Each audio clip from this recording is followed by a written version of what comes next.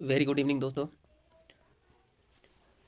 Biology class के तहत हम लोग जो पढ़ रहे थे परिसंचरण तंत्र पढ़ रहे थे। परिसंचरण तंत्र में क्या चल रहा था, तो लसिका तंत्र हम लोग पढ़ रहे थे। कल हमने बड़ा डिटेल में देखा था फिगर के द्वारा कि किस प्रकार से जो होता है लसिका तंत्र बना होता है, कैसे जाल होता है, उसमें क्या होता है, टी सेल पाया जाता है, तो बी सेल पाया जाता है। इन सभी चीज़ों को हमने देखा था। हमने कल कहा था कि कुछ जो पार्ट्स होते हैं वहाँ पर क्या होते हैं, लसिका तंत्र पाए जाते हैं। ठीक है, उसी के लिए हम लोग डिटेल से पढ़ेंगे। सबसे पहले तो आप लोगों को मेरे यूट्यूब चैनल गुप्ता जी की पाठशाला में स्वागत है। ठीक है, चलिए हम लोग अब टॉपिक्स को स्टार्ट करते हैं, ज़्यादा बकैती नहीं करते हैं। ठीक, चलिए। मानव शरीर में रक्त वाहिनी के अलावे लसिका वाहिनी भी काफ़ी जाल पाया जाता है, जिसकी संरचना लगभग रक्त वाहिनियों के समान होती है। इन लसिका वाहिनियों में स्वच्छ तरल बहता है। इस तरल को द्रव को क्या कहते हैं, लसिका द्रव कहते हैं। बोल रहा है जो मानव शरीर में जो रक्त वाहिनियाँ के जैसा ही क्या होता है, लसिका वाहिनी भी पाई जाती है। मैंने दोनों में सिमिलरिटी होता है, उसी प्रकार की होती है। इसकी संरचना रक्त वाहिनियों के जस्ट समान होती है, लसिका वाहिनियों की। ठीक है, लसिका वाहिनी में क्या होता है, स्वच्छ तरल बहता है, और इस तरल द्रव को क्या कहते हैं, लसिका द्रव कहते हैं। आगे चलेंगे, लसिका तंत्र का काम क्या क्या होता है। तो प्रोटीन, देखिए लसिका तंत्र के मुख्यतः 4 कार्यों को हम लोग याद रखेंगे। पहले तो प्रोटीन पहले तो प्रोटीन तथा तरल को उत्तकों से रक्त परिसंचरण में वापस लाना। प्रोटीन और तरल को क्या करते हैं, उत्तकों से रक्त परिसंचरण तंत्र में वापस लाते हैं। दूसरा काम क्या करते हैं, रक्त और उत्तक के बीच में लिंक का काम करते हैं। रक्त और उत्तक के बीच में लिंक का काम कौन करता है, लसिका तंत्र काम करते हैं। ठीक है, तीसरा काम क्या होता है, लिम्फोसाइट को लसिका पर्वों से परिसंचरण में लाना। लिम्फोसाइट से लसिका पर्व से क्या करते हैं, परिसंचरण तंत्र में लाने का काम भी लसिका तंत्र ही करता है। तीसरा क्या होता है, चौथा पॉइंट क्या होता है, लसिका तंत्र का सूक्ष्म जीवाणुओं का भक्षण करना। लसिका तंत्र का फोर्थ कार्य क्या होता है, सूक्ष्म जीवाणुओं का भक्षण करना। ये देखिए, कल हमने इसके बारे में डिटेल से देखा था, एक एक पार्ट्स को बाय किससे, तो मैपिंग के थ्रू कल हमने देखा था। अब देखिए, सबसे ऊपर हमने कल भी बताया था कि टॉन्सिल या लैक्रिमल ग्रंथि था, तो ये सब हम कल ऑलरेडी देख चुके हैं। अगर आप लोगों को इसके बारे में डिटेल से जानना है तो हमारे इससे प्रीवियस क्लास का सारे वीडियो आप देख सकते हैं। ठीक है, रेगुलर चल रहा है ये क्लास। टॉन्सिल है, ठीक है, ये वाला। उसके बाद नीचे क्या, थाइमस है। फिर देखिए, ये इस प्रकार के जो नोड बने होते हैं उसको क्या कहते हैं, लिम्फ नोड कहते हैं। ठीक है, ये जो आप देख रहे हैं नस टाइप का, यानी वेसल जो है देख रहे हैं, ये जो वेसल है इसी को हम लोग क्या कहते हैं, इस प्रकार के वेसल को क्या कहते हैं, लिम्फेटिक वेसल कहते हैं। ये कॉफ़ी कलर का हमने कल बताया था, स्प्लीन यानी प्लीहा इसको कहते हैं, जो एबेंडन के बगल में होता है। ठीक है, स्टोमक के बगल में होता है। ठीक है, उसको हम लोग स्प्लीन या प्लीहा कहते हैं। ये देखिए, इस प्रकार की संरचना जो होती है इसी को हम लोग क्या कहते हैं, पेयर पेच कहते हैं, जो कि स्मॉल इंटेस्टाइन के पास होते हैं। कहाँ पर होते हैं, स्मॉल इंटेस्टाइन में होते हैं। ठीक है, पेयर पेच कहाँ पाए जाते हैं, स्मॉल इंटेस्टाइन में। ध्यान ध्यान रखिएगा। कभी कभी देखिएगा बीमारी अपेंडिक्स के बारे में भी हम लोग पढ़ते हैं कि ये बढ़ गया तो आपको अपेंडिक्स हो गया। तो देखिए, अपेंडिक्स, मानव शरीर में अपेंडिक्स पाया जाता है, जिसकी संरचना इस प्रकार की होती है। देखिए एकदम छोटी सी, ये होता है अपेंडिक्स, जिसको उंडुक कहा जाता है। ठीक है, उंडुक पुच्छ। आगे चलिए, यहाँ पर इसको हम लोग क्या कहते हैं, अब देखिए यहाँ पर बोन मेरो हमने ऑलरेडी कल के मैपिंग में हमने कल के मैपिंग में ऑलरेडी देख लिया है कि बोन मेरो कहाँ पाए जाते हैं। बोन मेरो एक्चुअल में कहाँ पाए जाते हैं, तो ये हड्डियों के मध्य में पाए जाते हैं। ठीक है, और इसका काम क्या होता है, आरबीसी, डब्ल्यूबीसी इत्यादि के निर्माण और निर्माण इत्यादि में बहुत ही महत्वपूर्ण भूमिका निभाते हैं। चलिए आगे बढ़ेंगे हम लोग। ब्लड में हम लोग इसके बारे में, तो यही है टोटल आपका कुल मिलाकर लिम्फेटिक सिस्टम का यही पार्ट पढ़ना था। अब चलिए, लसिका जो होता है, लसिका के बारे में यानी लिम्फ के बारे में हम लोग यहाँ पढ़ेंगे। लसिका या लिम्फ प्लाज्मा के समान दिखाई देता है। कैसा दिखाई देता है, ये प्लाज्मा के समान। लसिका या लिम्फ जो होता है, आज पेज नहीं चल रहा है। लसिका या लिम्फ प्लाज्मा के समान दिखाई देने वाला तरल होता है। ठीक है, लसिका को सहायक परिवहन तंत्र या एसेसरी सर्कुलेटरी सिस्टम भी कहा जाता है। इसमें प्रोटीन की मात्रा कम होती है, इसमें आरबीसी नहीं पाई जाती है, डब्ल्यूबीसी पाई जाती है। लसिका में लिम्फोसाइट लसिका पर्वों द्वारा पहुंच जाते हैं। ठीक है, कह रहा है कि लसिका या लिम्फ जो होता है प्लाज्मा के जैसा ही दिखाई देने वाला एक तरल होता है। और क्या होता है, लसिका को क्या कहा जाता है, सहायक परिवहन तंत्र या एसेसरी सर्कुलेटरी सिस्टम कहा जाता है। एसेसरी सर्कुलेटरी सिस्टम किसको कहा जाता है, लसिका को। अब इसमें प्रोटीन की मात्रा बहुत कम होती है, किसमें, लसिका में। ठीक है, आरबीसी नहीं पाया जाता है, लसिका में आरबीसी नहीं पाया जाता है, रेड ब्लड कैप्सल्स नहीं पाए जाते हैं। ठीक है, और डब्ल्यूबीसी क्या होता है, लसिका में पाया जाता है। लसिका में लिम्फोसाइट जो होता है लसिका पर यानी लिम्फ नोड के द्वारा ही पहुंचता है। आगे बढ़ेंगे हम लोग। चलिए, अब एक हम लोग पढ़ेंगे लसिका वाहिनी के बारे में। हर जितने भी तरल होते हैं उन सभी के लिए क्या होते हैं, वेसल होते हैं। तो उसी प्रकार से लसिका की भी अपनी वाहिनियाँ हैं, उन्हीं के बारे में हम लोग डिटेल से थोड़ा देख लेते हैं। यहाँ पर लसिका वाहिनियों की संरचना सिराव यानी वेंस के समान होती है। लसिका वाहिनियों में सिराव की तुलना में कपाट अधिक संख्या में होते हैं। लसिका वाहिनियों का निर्माण दो प्रकार से होता है। साधारणतः लसिका वाहिनियाँ लसिका वाहिनियाँ सूक्ष्म लसिका कोशिकाओं से निकलती है, कुछ लसिका वाहिनियाँ लसिका अवकाश से निकलती है। ठीक है, तो देखिए क्या क्या बोल रहा है कि लसिका वाहिनियों की संरचना सिराओं के समान या वेन के समान होती है। ठीक है, इसकी संरचना कैसी होती है, तो वेन के समान होती है। लसिका वाहिनी जो होता है सिराव, लसिका वाहिनी में जो होते हैं सिराव की तुलना में क्या होती है, कपाट अधिक होते हैं, यानी वाल्व की संख्या अधिक होती है। लसिका वाहिनी का निर्माण दो प्रकार से होता है। पहला कौन सा होता है, लसिका वाहिनी जो होता है कैसी होती है, सूक्ष्म लसिका कोशिकाओं से निकलती है। और कुछ लसिका किस प्रकार से निकलती है, तो वाहिनी अवकाश, लसिका अवकाश से निकलती है। किससे निकलती है, लसिका अवकाश से निकलती है, लिम्फ स्पेस से भी निकलती है। चलिए, लसिका कोशिकाएं सूक्ष्म नलिकाओं के समान दिखाई देती है। लसिका कोशिकाओं का मुख्य कार्य जो होता है वसा का अवशोषण करना होता है। जब वसा का अवशोषण करने के फलस्वरूप इसका रंग कैसा हो जाता है, दूधिया हो जाता है। पूरा लसिका कोशिकाएं सूक्ष्म नलिकाओं यानी सूक्ष्म ट्यूब से बनी होती है। ठीक है, और लसिका कोशिकाओं का मुख्य काम क्या होता है, वसा का अवशोषण करना। लसिका कोशिका का मुख्य काम क्या होता है, वसा का अवशोषण करना। VVI है, इसको ध्यान रखना है, वसा का अवशोषण करना। ठीक है, और जब ये क्या होती है, लसिका कोशिकाएं वसा का अवशोषण कर लेती है तो ये किस प्रकार की दिखाई देने लगती है, दूधिया आकार का। वसा का अवशोषण करने का बाद लसिका कोशिका वसा का अवशोषण करने के फलस्वरूप कैसा रंग का हो जाती है, तो दूधिया कलर की हो जाती है। कैसी हो जाती है, दूधिया कलर की।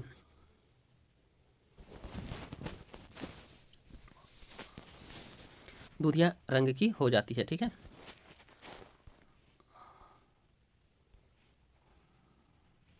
दूधिया रंग की हो जाती है। चलते हैं हम लोग आगे। अब हम लोग लसिका पर्व के बारे में पढ़ेंगे। लसिका पर्व को क्या कहा जाता है, लिम्फ नोड्स कहा जाता है। अब लिम्फ नोड्स में हम लोग क्या क्या देखते हैं, कौन कौन सा पार्ट पढ़ना है। ये जो देखिए यहाँ पर वेसल जो होते हैं लसिका पर्व में दो प्रकार के होते हैं। एक एफेरेंट लिम्फेटिक वेसल होता है, दूसरा एक एफरनेट, और दूसरा बॉटम साइड में जो होता है उसको एफेरेंट लिम्फेटिक वेसल कहते हैं। ठीक है, और इसमें कैप्सूल है, साइनस होता है, नोड्यूल्स, कॉर्टेक्स और हीलियम होता है। तो इसी के बारे में हम लोग देखेंगे। इस प्रकार की जो संरचना है ये जो है इसको हम लोग क्या कहते हैं, एफेरेंट लिम्फेटिक वेसल कहा जाता है। बॉटम साइड में जो है आप देख रहे हैं ये संरचना हम लोग क्या कहेंगे, इसको एफेरेंट लिम्फेटिक वेसल। ऊपर में अफेरेंट और बॉटम में एफेरेंट लिम्फेटिक वेसल। ठीक है, अब देखिए हर जितने भी आपका वेसल होते हैं उसमें क्या पाए जाते हैं, तो वॉल्व होते हैं। क्या होते हैं, वॉल्व। ठीक है, ये देखिए ये वॉल्व की संरचना है। तो वॉल्व ये क्या करता है, वॉल्व टू प्रिवेंट बैकफॉलो, बैकफॉलो से ये क्या करती है, रक्षा करती है। ठीक है, अब देखिए जितने भी लसिका पर्व होते हैं उसमें क्या पाए जाते हैं, कैप्सूल्स होते हैं। तो देखिए ये पूरा जो संरचना है वो कैप्सूल से घिरा हुआ है। क्या चीज़ से घिरा हुआ है, कैप्सूल से घिरा हुआ है। तो ये जो कैप्सूल से घिरे हुए पार्ट हैं, ये जो पार्ट है ये कैप्सूल से जो घिरे हुए पार्ट हैं, ठीक है, ये सबसे क्या होती है, एक तरह से बाहरी परत होती है। ठीक है, इसकी। ठीक है, ये जो संरचना होती है जैसे नोड्यूल्स होते हैं, कॉर्टेक्स होते हैं, साइनस होते हैं, हीलियम होते हैं। तो ये सब जो होते हैं किससे घिरे होते हैं, कैप्सूल से घिरे हुए होते हैं। ठीक है, तो देखिए ये पार्ट आपका क्या कहलाएगा, कैप्सूल्स कहलाएगा। ठीक है, कैप्सूल्स। ठीक, ये क्या, वो नहीं, आगे बढ़ जा रहा है।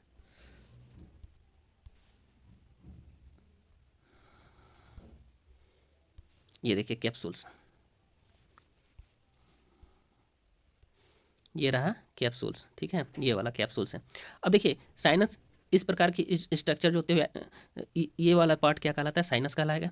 बाहरी जो आपका नोड्यूल्स के बाहर जो अवस्थित होता है, देखिए ये वाला पार्ट क्या कहलाएगा, ये वाला पार्ट अंदर इंटरनल पार्ट क्या कहते हैं, इसको नोड्यूल्स कहते हैं। नोड्यूल्स के बाहर वाले पार्ट को क्या कहते हैं, कॉर्टेक्स कहते हैं। ठीक है, और ये जो सबसे बीच बीच वाला पार्ट है इसको हम लोग क्या कहते हैं, हीलियम कहते हैं। क्या कहते हैं, हीलियम कहा जाता है या इलियम भी कहा जाता है। ठीक है, आगे बढ़ते हैं हम लोग, स्पेलिंग पर है। ये पूरा लिम्फ नोड का स्ट्रक्चर था। देखिए अब लिम्फ नोड का स्ट्रक्चर के बारे में हम लोग देखेंगे कि ये आखिर किस प्रकार का देखने में होता है। लसिका पर्व जो होता है वो अंडाकार या गोल आकार का होता है।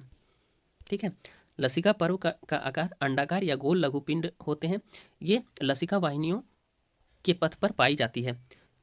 लसिका पर्व का निर्माण लसिका उत्तक के द्वारा होता है। पहला तो बोला कि लसिका पर्व देखने में कैसा होता है, अंडाकार या गोल लघुपिंड होते हैं।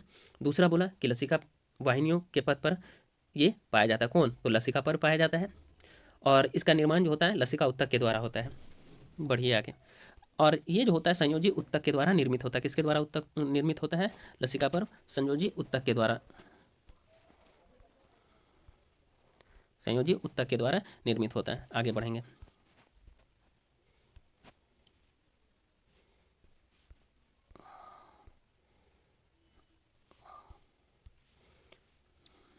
देखिए संयोजी उत्तक के द्वारा एक कैप्सूल द्वारा आच्छादित होता है। किससे आच्छादित होता है, देखा था हमने, एक कैप्सूल के द्वारा क्या होता है, आच्छादित होता है। हाँ, एक कैप्सूल के द्वारा आच्छादित होता है। लसिका पर्व में एक किनारा उत्तल। अब देखिए लसिका पर्व जो बना होता है वो क्या किससे बना होता है? संयोजी उत्तक के द्वारा एक कैप्सूल द्वारा आच्छादित होता है। इसमें जो होता है लसिका पर्व में दो किनारे होते हैं, एक किनारा आपका उत्तल होता है और दूसरा किनारा क्या होता है? अवतल होता है। क्या होता है? अवतल होता है। इसमें मुख्य रूप से क्या क्या पाए होते हैं? ग्रीवा यानी नेक होता है, बगल यानी एक्सिला होते हैं, वक्ष यानी थोरेक्स होता है, उदर यानी एबेंडन होते हैं और जंघा यानी थाई का होते हैं। ठीक है, लसिका पर्व का दो किनारा होता है, हमने ऑलरेडी कहा है, एक उत्तल होता है दूसरा अवतल होता है।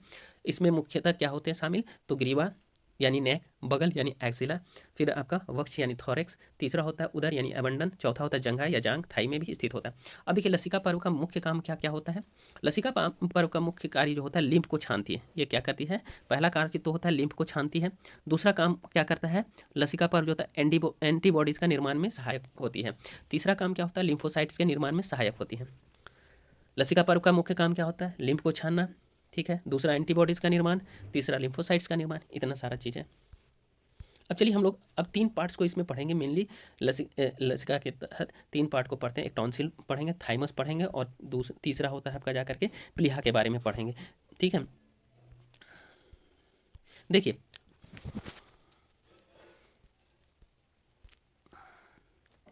एक मिनट, अब टॉन्सिल के बारे में पढ़ेंगे हम लोग। हाँ, टॉन्सिल लसिका उत्तक यानी लिम्फेटिक टिश्यू के बने होते हैं और लसिका ये टॉन्सिल जो होता है लिम्फोटिक टॉन्सिल के पृष्ठ पर, ठीक है, लिम्फोसाइट टॉन्सिल के पृष्ठ पर विद्यमान तरल में टॉन्सिल के क्रिप्टो में पाए जाते हैं। इनमें लसिका उत्तक की प्रधानता होती है। यदि ये अकेले पाए जाएं तो इन्हें एकल ग्रंथियां कहते हैं और यदि ये समूह में हो तो इसे पेयर पेच कहते हैं। ठीक है, देखिए टॉन्सिल जो होता है लसिका उत्तक यानी लिम्फेटिक टिश्यू के बने होते हैं। पहला पॉइंट, टॉन्सिल क्या चीज़ से बने होते हैं? लिम्फेटिक टिश्यू यानी लसिका उत्तक के बने होते हैं।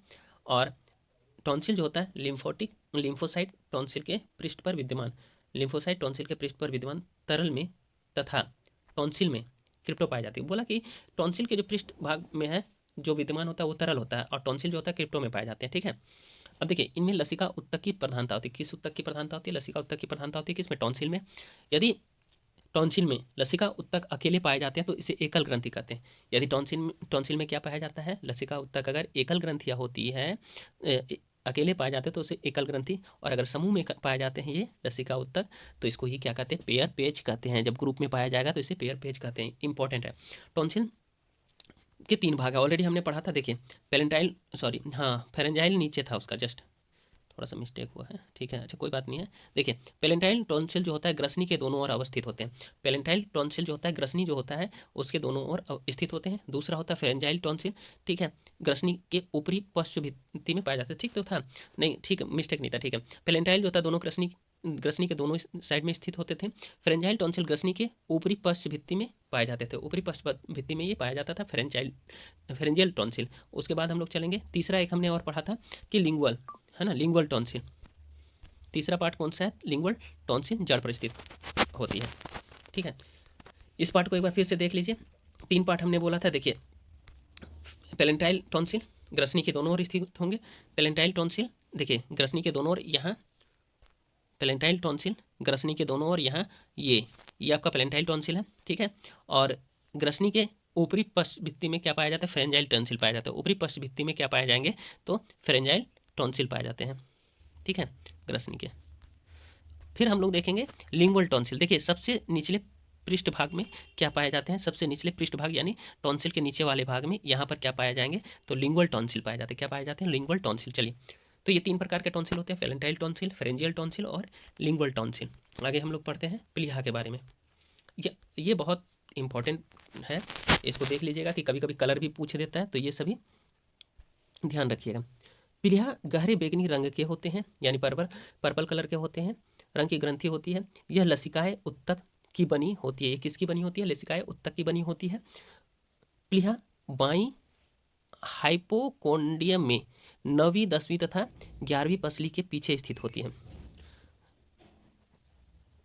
प्लीहा जो होता है 12 सेंटीमीटर लंबा होता है, 7 सेंटीमीटर चौड़ा होता है, 2 से 5 सेंटीमीटर मोटा होता है।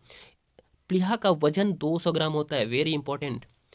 प्लीहा संयोजी उत्तक के बने कैप्सूल द्वारा ढका होता है। ठीक है, चलिए प्लीहा का कलर हमने यहाँ पढ़ा कि प्लीहा का कलर गहरा बैंगनी रंग का यानी पर्पल कलर का की ग्रंथि होती है, और प्लीहा जो होती है लसिका उत्तक की बनी होती है। तीसरा हमने बोला कि बाई हाइपोकोंडियम में, देखिए हाइपोकोंडियम में जो पसली वाला वक्ष वाला भाग है, वहीं पर क्या होता है, पसली के जस्ट पीछे, यानी किस पसली के जस्ट पीछे, 9वीं 10वीं और 11वीं पसली के जस्ट पीछे क्या होता है, आपका प्लीहा अवस्थित होता है। इंपॉर्टेंट है। इसकी लंबाई चौड़ाई और मोटाई कितनी होती है, 12 सेंटीमीटर लंबा होती है, 7 सेंटीमीटर चौड़ी होती है, और 2 से 5 सेंटीमीटर क्या होती है, ये मोटी होती है। सबसे इंपॉर्टेंट और एक पार्ट है कि इसका वजन कितना होता है, 200 ग्राम होता है। तीसरा ये होता है प्लीहा संयोजी उत्तक के कैप्सूल से बने होते हैं। ठीक है, चलिए ये देखिए, ये बाहरी वाला पार्ट जो होता है इसको क्या कहते हैं, पिक्चर देखते चलिएगा। ये वाला देखिए बाहर सबसे बाहरी अवस्थित पार्ट, हमने अभी ऊपर में भी कैप्सूल देखा था। ठीक है, वो मध्य वाले भाग के ऊपर वाले जो फिगर में हमने देखा था, देखिए यहाँ पर, यहाँ ये देखिए हमने बोला था ये वाला पार्ट क्या है, कैप्सूल, और कैप्सूल के अंदर में क्या होते हैं, नोड्यूल होते हैं, कॉर्टेक्स होते हैं, इलियम होते हैं, ये हमने बताया था। यहाँ देखिए अब देखिए ये, इसलिए उसके इंटरनल पार्ट क्या, देखिए ये वाला पार्ट जो क्या कहलाएगा, इसका कैप्सूल कहलाएगा। ठीक है, ये संरचना क्या कहलाता है, ट्रेबियोकुला कहलाता है। बाकी ये संरचना क्या कहलाएगी, देखिए इस प्रकार की संरचना, वाइट टाइप की जो संरचना यहाँ पर बनी हुई है, इसको हम लोग कहते हैं वैस्कुलर सिनुसॉइड कहते हैं। ठीक है, अब देखिए इसके बाद यहाँ पर क्या है, ये पूरा इसका अंदर का स्ट्रक्चर देख रहे हैं, ये वाला स्ट्रक्चर भाग क्या कहलाएगा, प्राइमरी फॉलिकल कहलाएगा। उसके बाद देखिए छोटी छोटी आकार की जो संरचना बनी है, इसको क्या कहते हैं, मार्जिनल जोन कहते हैं। उसके अंदर जो थोड़ा डार्क टाइप का कलर में, वाइट थोड़ा ग्रेविश टाइप के जो कलर बने हुए हैं, इसको हम लोग क्या कहेंगे, पेरिया टेरियोलर कहा जाता है। ठीक है ना, लिम्फोइड। ठीक है, यानी पेल्स इसी को कहते हैं। ये टोटल जो ये पार्ट होता है, ये किसका होता है, वाइट पल्प का भाग होता है। किसका भाग होता है, ये वाइट पल्प का भाग होता है। ये वाला भाग जो है टोटल, ये पूरा भाग जो है, ये क्या है, वाइट पल्प का भाग है। ठीक है, वाइट पल्प का भाग होता है, इंपॉर्टेंट है। अब देखिए यहाँ पर ऊपर वाले पार्ट में तो हमने देखा था प्राइमरी फॉलिकल होता था। नीचे हम लोग देखेंगे ये इस प्रकार की नीचे वाली संरचना जो होती है, जर्मिनल क्या कहलाती है, सेंटर कहलाती है, कल हमने देखा था। और यहाँ देखिए ये वाला पूरा वाइट टाइप का, वाइट पर्पल जो वाइट टाइप में है, इसको वाइट पर्पल, जो रेड टाइप में है उसको रेड पर्पल कहेंगे। क्या कहेंगे, रेड पर्पल, इसको रेड पर्पल कहेंगे। अब देखिए कल हमने देखा था वेन और आर्टरी जब आपस में मिलते हैं तो कैसे आगे बढ़ते बढ़ते संकरा होते जाता है, और ये तो संकरा से ही स्टार्ट होता है और आगे जैसे बढ़िएगा तो चौड़ा होता है। तो ये दोनों मतलब एक तरह से याद रखना है, वेन और आर्टरी दोनों मिलकर के केसिका का निर्माण करते हैं, जिसको कैपिलरीज कहा जाता है इंग्लिश में। ठीक है, अब हम लोग यहाँ देखेंगे स्प्लीन यानी प्लीहा का क्या क्या काम होता है। प्लीहा के बारे में एक बार फिर से शॉर्ट से मार देते हैं। प्लीहा का रंग बैंगनी होता है। ये हाइपोकोंडिया में 9वीं 10वीं 11वीं पसली के बीच पीछे स्थित होता है। ठीक है, इसका वजन 200 ग्राम होता है। प्लीहा संयोजी उत्तक के बनी कैप्सूल द्वारा ढका होता है। ठीक है, आगे बढ़ते हैं। अब देखिए प्लीहा में ध्यान से पढ़िएगा, प्लीहा का काम क्या होता है, फंक्शन। देखिए गर्भ में प्लीहा लाल रक्त कोशिकाओं का निर्माण करती है। यह लाल रक्त कोशिकाओं की मरम्मत करती है, लिम्फ कोशिकाओं का निर्माण करती है, यह एंटीबॉडीज का निर्माण करती है। प्लीहा के क्या काम होते हैं, प्लीहा के मुख्य रूप से काम क्या क्या है, तो गर्भ में जो है क्या होता है, प्लीहा लाल रक्त कोशिकाओं का निर्माण करती है, यानी आरबीसी का निर्माण करती है। दूसरा होता है आरबीसी जो होता है, यानी लाल रक्त कोशिकाओं की मरम्मत भी कौन करती है, प्लीहा करती है। ठीक है, किसी प्रकार की कोई खराबी होती है तो। और लिम्फ कोशिकाओं का ये निर्माण प्लीहा ही करती है। लिम्फ कोशिकाओं का निर्माण भी कौन करती है, प्लीहा करती है। एंटीबॉडीज का निर्माण में भी किस कौन करती है, तो प्लीहा करती है। ठीक है, आगे हम लोग देखते हैं। शरीर में कुछ ऐसी कोशिकाएं पाई जाती है जो विजातीय कणों यानी फॉरेन बॉडी तथा बैक्टीरिया का भक्षण करती है। लसिका ग्रंथियों, प्लीहा और अस्थि मज्जा में इसकी संख्या ज़्यादा होती है। ये कोशिकाएं बहुगुणित यानी मल्टीप्लिकेशन होने की क्षमता रखती है। ये कोशिकाएं शरीर को संक्रमण से बचाने में सहयोग देती है। इन्हें सामूहिक रूप से जालीय अंतःकला तंत्र या रेट्रिकुलाएडोथीलियल तंत्र के नाम से जाना जाता है। देखिए मुख्य इसके क्या काम हो गए, हमने फिर से देखना है कि ये थी इस क्या था ये, एक मिनट, स्प्लीन यानी प्लीहा। हाँ, स्प्लीन के क्या क्या काम थे, हमने देखा कि स्प्लीन के जो है कार्य क्या क्या थे। स्प्लीन के कार्य जो थे वो थे लाल रक्त कोशिकाओं का निर्माण करना, लाल रक्त कोशिकाओं यानी आरबीसी का मरम्मत करना, लिम्फ कोशिकाओं का निर्माण करना, एंटीबॉडीज़ का निर्माण करना। दूसरा इसमें क्या हमने देखा कि शरीर में जो कोशिकाएं पाई जाती है वो विजातीय कणों द्वारा यानी फॉरेन बॉडी तथा बैक्टीरिया का भक्षण करती है। ये जो कोशिकाएं होती है यानी स्प्लीन जो होती है, स्प्लीन में जो विजातीय मैंने जो एक तरह से बोलिए कि कुछ खराब टाइप का जो कण होता है और जो बैक्टीरिया होती है उनको उनका ये भक्षण कर लेती है। कौन? स्प्लीन या लसिका थी, स्प्लीन या प्लीहा। ठीक है, लसिका ग्रंथि जो होती है प्लीहा और अस्थि मज्जा में संख्या ज़्यादा होती है। लसिका ग्रंथियों की सबसे ज़्यादा संख्या किस में होती है? प्लीहा और अस्थि मज्जा में। लसिका ग्रंथियों की सर्वाधिक संख्या कहाँ पाई जाती है? प्लीहा और अस्थि मज्जा में। इंपॉर्टेंट है, लिख लीजिएगा कहीं, इनकी संख्या ज़्यादा होती है। ठीक है, प्लीहा कोशिकाएं कैसी होती है? बहुगणित होती है। प्लीहा में इसकी कोशिकाएं कैसी होती है? बहुगणित यानी मल्टीप्लिकेशन होता है, होने की क्षमता रखती है। और ये क्या करती है? संक्रमण से बचाने का काम करती है। जालीय अंतःकला तंत्र, और या फिर इसी को इंग्लिश में बोलिएगा रेटिकुलाइडोथीलियल तंत्र के नाम से भी इसको जाना जाता है। चलिए, थाइमस ग्रंथि आखिरी है, इस चैप्टर का हम लोग देख लेंगे, इसको आज समाप्ति कर देते हैं। देखिए, थाइमस ग्रंथि की स्थिति और संरचना, इसका आगे वाला व्यू जो होता है, देखिए स्थिति और संरचना, ये होता है इसका फ्रंट व्यू, यानी आगे वाला भाग का बनावट ऐसा होता है। फिर थाइमस ग्रंथि का देखिए, इसका बनावट स्ट्रक्चर ये दिया हुआ है, ये पूरा इसका स्ट्रक्चर है। आज इसके जस्ट फ्रंट व्यू इस प्रकार के होते हैं। ठीक है, देखिए सेम कंडीशन है, दोनों साइड से देख लेंगे। देखिए, ये एक्चुअली क्या चीज़ से घिरा होता है? बार बार बोले हैं कि जो जब भी हम लोग लसिका तंत्र के बारे में पढ़ेंगे तो इसके कैप्सूल्स के बारे में अवश्य पढ़ेंगे। ये हमेशा याद रखना है कि कैप्सूल से ही घिरा होता है। किससे घिरा होता है? कैप्सूल से ही घिरा होता है। ठीक है, अब थाइमस ग्रंथि में क्या क्या चीज़ पाए जाते हैं? तो कैप्सूल्स हो गया। देखिए, ये संरचना जो होता है, थाइमिक कर्पल्स होते हैं, जो यहाँ कर्पल्स पाए जाते हैं थाइमस में, उसको थाइमिक कर्पल्स कहा जाता है। ठीक है, दूसरा देखिए, इंट्रोलोब्यूलर सेप्टम पाया जाता है। क्या पाया जाता है? इंट्रोलोब्यूलर सेप्टम। इसकी संरचना इस प्रकार की होती है, इस प्रकार की होती है। ये सभी जो होते हैं क्या कहलाते हैं? इंटरलोब्यूलर सेप्टम कहलाता है। ठीक है, अब देखिए ये वाला पार्ट जो है, इस तरह की जो संरचनाएं होती है, यहाँ पर जो देख रहे हैं, ये सब जो संरचनाएं हैं, यहाँ वाला जो थोड़ा डार्क टाइप का दिख रहा होगा, ग्रे टाइप में, ठीक है, व्हाइट ग्रे में दिख रहा है ना, तो ये पूरा व्हाइट ग्रे वाला पार्ट जो होता है, दिख रहा है, इसको हम लोग क्या कहते हैं? कॉर्टेक्स कहते हैं। इसी को हम लोग क्या कहेंगे? कॉर्टेक्स कहेंगे। ठीक है, जस्ट बाहरी पार्ट। इंटरनल पार्ट जो होता है व्हाइट टाइप की जो है, उसको मेडुला कहते हैं। क्या कहते हैं? मेडुला। तो यानी कि एक थाइमस में कैप्सूल्स पाए जाते हैं, थाइमिक कर्पल्स पाए जाते हैं, इंटरलोब्यूलर सेप्टम पाए जाते हैं, कॉर्टेक्स होता है और मेडुला होता है। ठीक है, इतना याद रखना है। थाइमस ग्रंथि वक्ष गुहा यानी थोरेसिक कैविटी में ट्रेकिया विभाजन के स्तर पर स्टर्नम के पीछे पाई जाती है। इसका रंग कैसा होता है? गुलाबी होता है। कैसा होता है? गुलाबी होता है। यह चपटी आकार की होती है। जन्म के समय बाल्यकाल में यह छोटी सी होती है, उसके बाद यौवन अवस्था में के समय ये क्या हो जाती है? बड़ी हो जाती है। जैसे जैसे यंग होइएगा वैसे वैसे क्या होती है कि थाइमस ग्रंथि का आकार भी बढ़ जाता है, लेकिन वृद्धावस्था में पुनः ये जाकर के छोटी हो जाती है। इसमें क्या याद रखना हम लोग को? थाइमस ग्रंथि कहाँ होती है? वक्ष गुहा या थोरेसिक कैविटी में ट्रेकिया के विभाजन स्तर पर स्टर्नम में पाई जाती है। कहाँ पर पाई जाती है? स्टर्नम में के पीछे पाई जाती है। कहाँ पर? स्टर्नम के पीछे पाई जाती है, याद रखना है। फिर दूसरा पॉइंट इसका देख लीजिए, इसका रंग कैसा होता है? गुलाबी होता है। इसका आकार कैसा होता है? चपटा आकार होता है। जन्म के समय ये कैसी होती है? छोटी सी होती है, लेकिन यौवन अवस्था में कैसी हो जाती है? बड़ी हो जाती है, लेकिन फिर जब वृद्धावस्था में पहुंचता है तो फिर से क्या हो जाती है? छोटी हो जाती है। अब थाइमस ग्रंथि जो होती है हार्मोन का भी स्रावन करती है। ठीक है, थाइमस ग्रंथि जो होती है हार्मोन का स्राव करती है, जिसको थाइमस ग्रंथि द्वारा थाइमोसिन हार्मोन स्रावित होती है। तो थाइमस ग्रंथि के द्वारा जो हार्मोन स्रावित होता है उसको थाइमोसिन हार्मोन कहते हैं। ठीक है, आगे बढ़ेंगे। अब इसका काम क्या होता है? इंपॉर्टेंट भी है। इम्यूनिटी यानी प्रतिरक्षा में सहायक होती है। थाइमोसिन जनन अंगों की परिपक्वता में सहायक है। थाइमोसिन हार्मोन की अधिकता से मायस्थीनिया ग्रेविस मायस्थीनिया ग्रेविस रोग होने की संभावनाएं होती रहती है। ठीक है, ध्यान दीजिए, थाइमस ग्रंथि द्वारा जो हार्मोन स्रावित होती है, यानी थाइमस हार्मोन जो होती है, क्या क्या कार्य थाइमस हार्मोन या थाइमस जो होता है किस किस में सहायक होता है? तो थाइमस ग्रंथि से निकलने वाले जो थाइमोसिन हार्मोन है वो प्रतिरक्षा में सहायक होते हैं, यानी इम्यूनिटी में।